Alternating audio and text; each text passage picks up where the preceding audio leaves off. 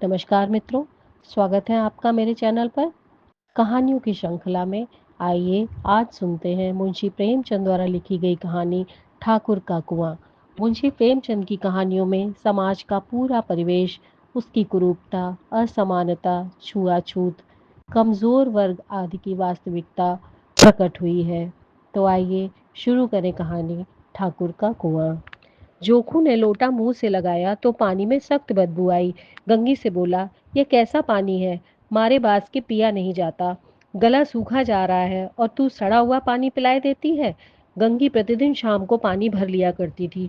कुआं दूर था, बार बार जाना मुश्किल था। कल वह पानी लाई तो उसमें बू बिल्कुल न थी। आज पानी में बदबू कैसी? लोटा नाक से लगाया तो सचमुच बदबू थी। जरूर कोई जानवर कुएं में गिरकर मर गया होगा। मगर दूसरा पानी आवे कहाँ से? ठाकुर के कुएं पर कौन चढ़ने देगा? दूर से लोग डांट लगाएंगे। ठाकुर का कुआं गांव के उस सिरे पर है, परंतु वहां भी कौन पानी भरने देता? चौथा कुआं गांव में है ही नहीं। जोखू कई दिन से बीमार है।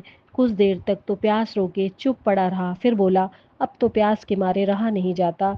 ला थोड़ा पानी नाक बंद करके पी लूं। गंगी ने पानी न दिया। खराब पानी पीने से बीमारी बढ़ जाएगी, इतना जानती थी, परंतु यह न जानती थी कि पानी को उबाल देने से उसकी खराबी जाती रहती है। बोली, यह पानी कैसे पियोगे? ना जाने कौन जानवर मरा है, कुएं से मैं दूसरा पानी लाए देती हूँ। जोखू ने आश्चर्य से उसकी ओर देखा। दूसरा पानी कहाँ से लाएगी? ठाकुर और साहू के दो कुएं तो हैं, क्या एक लोटा पानी न भरने देंगे? हाथ पांव तुड़वा आएगी और कुछ ना होगा। बैठ चुपके से। ब्राह्मण देवता आशीर्वाद देंगे। ठाकुर लाठी मारेंगे। साहू जो एक के पांच लेंगे। गरीबों का दर्द कौन समझता है? हम तो मर भी जाते हैं तो कोई द्वार पर झांकने नहीं आता। कंधा देना तो बड़ी बात है, ऐसे लोग कुएं से पानी भरने देंगे? इन शब्दों में कड़वा सत्य था। गंगी क्या जवाब देती, किंतु उसने यह बदबूदार पानी पीने को न दिया। रात के 9 बजे थे। थके मांदे मजदूर तो सो चुके थे। ठाकुर के दरवाजे पर 10-5 बेफिक्रे जमा थे। मैदानी बहादुरी का तो अब जमाना न रहा, न मौका। कानूनी बहादुरी की बातें हो रही थीं। कितनी होशियारी से ठाकुर ने थानेदार को एक खास मुकदमे में रिश्वत दे दी और साफ निकल गए।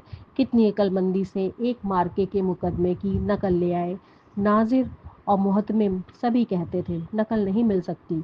कोई 50 मांगता, कोई 100। यहाँ बे पैसे कौड़ी नकल उड़ा दी। काम करने का ढंग चाहिए। इसी समय गंगी कुएं से पानी लेने पहुंची। कुप्पी की धुंधली रोशनी कुएं पर आ रही थी। गंगी जगत की आड़ में बैठी मौके का इंतजार करने लगी। इस कुएं का पानी सारा गांव पीता है, किसी के लिए रोक नहीं। सिर्फ ये बदनसीब नहीं भर सकते। गंगी का विद्रोही दिल रिवाजों, पाबंदियों और मजबूरियों पर चोटें करने लगा। हम क्यों नीच हैं और ये लोग क्यों ऊंच हैं? इसलिए कि ये लोग गले में तागा डाल लेते हैं।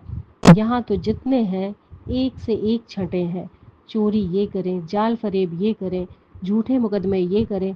अभी इस ठाकुर ने तो उस दिन बेचारे गड़रिये की एक भेड़ चुरा ली थी और बाद में मार कर खा गया। इन्हीं पंडित जी के घर में तो 12 मास जुआ होता है। यही साहू जी तो घी में तेल मिलाकर बेचते हैं। सारा काम करा लेते हैं, मजूरी देते नानी मरती है। किस बात में है हमसे ऊंचे? हाँ, मुंह में हमसे ऊंचे हैं।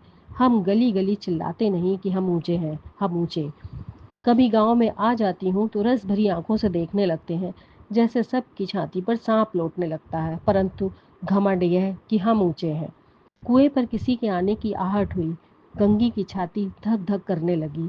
कहीं देख ले तो गजब हो जाए, एक लात भी तो नीचे ना पड़े। उसने घड़ा और रस्सी उठा ली और झुककर चलती हुई एक वृक्ष के अंधेरे साए में जा खड़ी हुई। कब इन लोगों को दया आती है? किसी पर बेचारे महंगू को इतना मारा कि महीनों लहू थूकता रहा, इसलिए तो कि उसने बेगार न दी थी। उस पर ये लोग ऊंचे बने हैं। कुएं पर दो स्त्रियां पानी भरने आई थी। इनमें बातें हो रही थी। खाना खाने चले और हुक्म हुआ कि ताज़ा पानी भर लाओ, घड़े के लिए पैसे नहीं है। हम लोगों को आराम से बैठे देखकर जैसे मर्दों को जलन होती है। हाँ, यह तो ना हुआ कि कलसिया उठाकर भर लाते। बस हुक्म चला दिया कि ताज़ा पानी लाओ, जैसे हम लौंडियां ही तो हैं। लौंडियां नहीं तो और क्या हो तुम? रोटी कपड़ा नहीं पाती, 10-5 रुपए छीन झपट कर ले ही लेती हो। और लौंडियां कैसी होती हैं? मत लजाओ दीदी, छिन भर आराम करने को जी तरस कर रह जाता है। इतना काम किसी दूसरे के घर कर देती तो इससे कहीं आराम से रहती। ऊपर से वह एहसान मानता। यहाँ काम करते करते मर जाओ पर किसी का मुंह ही नहीं सीधा होता। दोनों पानी भरकर चली गईं तो गंगी वृक्ष की छाया से निकली और कुएं के जगत के पास आई। बेफिक्रे चले गए थे। ठाकुर भी दरवाजा बंद कर अंदर आंगन में सोने जा रहे थे। गंगी ने क्षणिक सुख की सांस ली। किसी तरह मैदान तो साफ हुआ। अमृत चुरा लाने के लिए जो राजकुमार किसी जमाने में गया था वह भी शायद इतनी सावधानी के साथ और समझबूझ कर ना गया होगा। गंगी दबे पांव कुएं की जगत पर चढ़ी। विजय का ऐसा अनुभव उसे पहले कभी ना हुआ था। उसने रस्सी का फंदा घड़े में डाला, दाएं बाएं चौकन्नी दृष्टि से देखा, जैसे कोई सिपाही रात को शत्रु के किले में सुराग कर रहा हो। अगर इस समय वह पकड़ ली गई तो फिर उसके लिए माफ़ी या रियायत की रत्ती भर उम्मीद नहीं।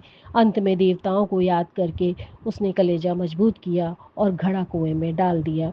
घड़े ने पानी में गोता लगाया, बहुत ही आहिस्ता, जरा भी आवाज न हुई। गंगी ने दो चार हाथ जल्दी जल्दी मारे।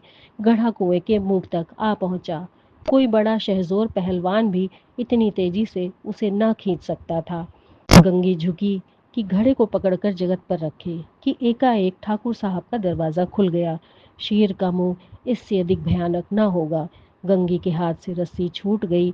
रस्सी के साथ घड़ा धड़ाम से पानी में गिरा और कई क्षण तक पानी में हलकोरे की आवाज़ें आती रहीं। ठाकुर, कौन है, कौन है, पुकारते हुए कुएं की तरफ आ रहे थे और गंगी जगत से कूदकर भागी जा रही थी। घर पहुंचकर देखा कि जोखू लोटा मुंह से लगाए वही मैला गंदा पानी पी रहा था।